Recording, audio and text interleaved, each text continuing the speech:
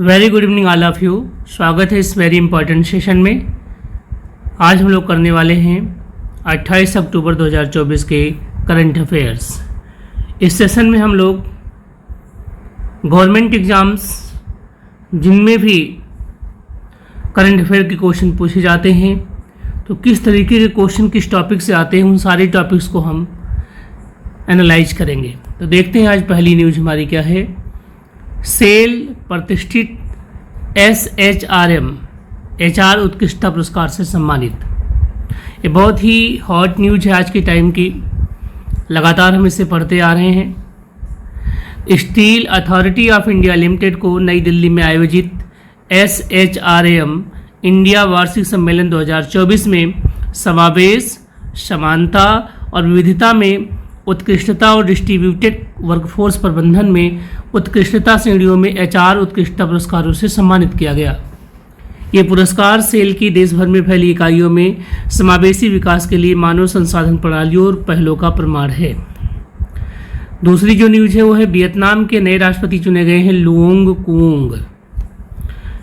Vietnam की संसद ने सेना के जनरल लुओंग कुओंग को देश का नया राज्य अध्यक्ष चुना है, जो हालिया राजनीतिक अस्थिरता के बाद स्थिरता बहाल करने की दिशा में एक महत्वपूर्ण कदम है। 67 वर्षीय लुओंग कुओंग, जिन्होंने टोलैम की जगह ली है, वियतनाम की राजनीति में एक महत्वपूर्ण हस्ती हैं। अगस्त में टोलैम को सत्तारूढ़ कम्युनिस्ट पार्टी के महासचिव के रूप में औपचारिक रूप से नियुक्त किया गया था, लेकिन वो राष्ट्रपति बने रहे थे। समर्पण का जश्न, खान मंत्रालय द्वारा आदर्श कर्मयोगी पुरस्कार। मिशन कर्मयोगी राष्ट्रीय कार्यक्रम का उद्देश्य सिविल सेवाओं के दृष्टिकोण को नियम आधारित से भूमिका आधारित और नागरिक केंद्रित बनाना है। प्रधानमंत्री नरेंद्र मोदी ने 19 अक्टूबर 2024 को कर्मयोगी सप्ताह का उद्घाटन किया, जो 25 अक्टूबर 2024 तक चलेगा। इस लर्निंग वीक के दौरान 21 अक्टूबर 2024 को 13 कर्मचारियों को आदर्श कर्मयोगी पुरस्कार से सम्मानित किया गया है, जिन्होंने IGOT कर्मयोगी पोर्टल पर 100 से अधिक पाठ्यक्रम पूरे किए हैं। उर्मिला चौधरी को global anti racism championship award 2024 से सम्मानित किया गया है।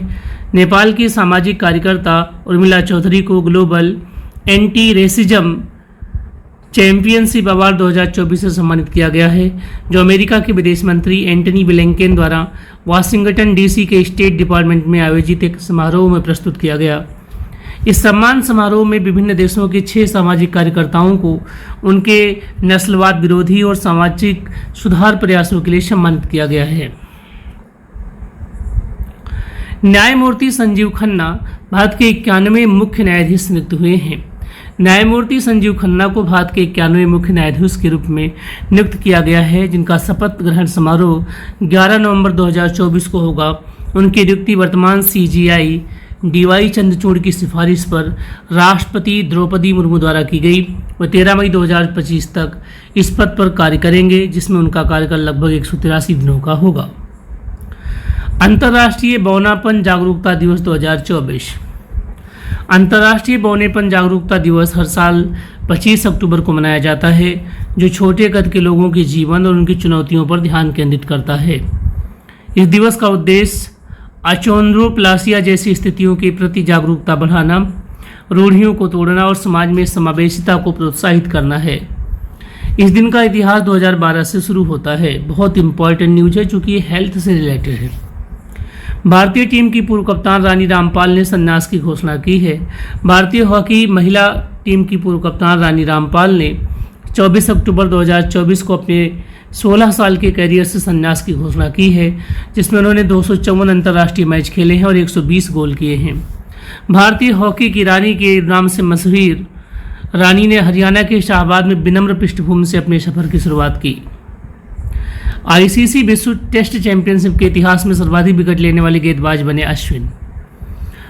भारतीय स्पिनर रविचंद्र अश्विन ने ऑस्ट्रेलियाई गेंदबाज नाथन लियोन को पीछे छोड़ते हुए ICC विश्व टेस्ट चैंपियनशिप के इतिहास में सबसे ज़्यादा विकेट लेने वाले गेंदबाजों का स्थान प्राप्त कर लिया है। ये उपलब्धि उन्होंने पुणे के महाराष्ट्र क्रिकेट संघ स्टेडियम में न्यूजीलैंड के खिलाफ खेले जा रहे दूसरे टेस्ट मैच के दौरान हासिल की है। अब आते हैं इन सारे न्यूज़ से रिलेटेड कुछ इंपॉर्टेंट क्वेश्चन पे।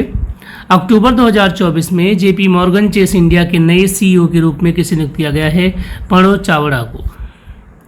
प्रणव चावड़ा को जेपी मॉर्गन चेस इंडिया का नया मुख्य कार्यकारी अधिकारी नियुक्त किया गया है। ये नियुक्ति 3 साल के लिए की गई है, जिसके लिए भारतीय रिजर्व बैंक से मंजूरी मिली है।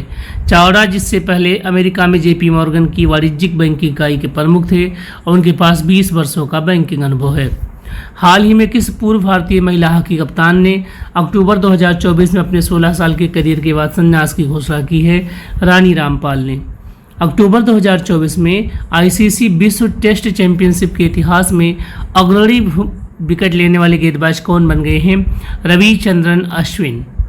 किस देश ने T20 अंतर्राष्ट्रीय मैच में अब तक के सर्वोच्च स्कोर का नया T20 रिकॉर्ड बनाया है? जिम्बाब्वे ने। जिम्बाब्वे ने गाम्बिया के खिलाफ आईसीसी पुरुष T20 विश्व कप उप क्षेत्रीय अफ्रीका क्वालीफायर में 344 रन बनाकर नया T20 अंतर्राष्ट्रीय विश्व रिकॉर्ड स्थापित किया है।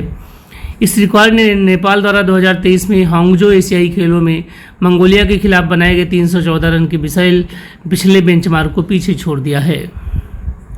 नस्लीय समानता और मानवाधिकारों के प्रति अपनी प्रतिबद्धता हेतु global anti racism championship award 2024 में किसने जीता है? तो उर्मिला चौधरी जी ने। किस देश ने साइबर सुरक्षा बढ़ाने हेतु सरकारी कंप्यूटरों से व्हाट्सएप और वीचैट जैसे लोकप्रिय ऐप पर प्रतिबंध लगा दिया है? हांगकांग ने। वैश्विक मानसिक स्वास्थ्य शिखर सम्मेलन 2024 से मानसिक स्वास्थ्य मुद्दों के बारे में जागरूकता बढ़ाने में उनके कार्य के लिए महात्मा गांधी नेतृत्व पुरस्कार से किसे सम्मानित किया गया है? दारा सिंह खुराना। भारतीय अभिनेता दारा सिंह खुराना को मानसिक स्वास्थ्य जागरूकता के क्षेत्र में उनके कार्य के लिए महात्मा गांधी नेतृत्व पुरस्कार से सम्मानित किया गया है। यह पुरस्कार ऑक्सफोर्ड विश्वविद्यालय में उन्हें दिया गया, जहां उनकी राष्ट्रमंडल वर्ष के युवा चैंपियन के रूप में भूमिका की सराहना की गई है। भारत तिब्बत सीमा पुलिस ITBP ने हाल ही में अपना 63वां स्थापना दिवस मनाया है। ITBP की स्थापना कब की गई थी? 1962 में। तो ये हमारे कंप्लीट क्वेश्चंस रहे हैं। उम्मीद है कि आपको ये सेशन पसंद आया होगा। अगर ये पसंद आता है तो प्लीज़ आप इसे लोगों तक शेयर करिए, लाइक करिए और सब्सक्राइब करिए। Thank you so much.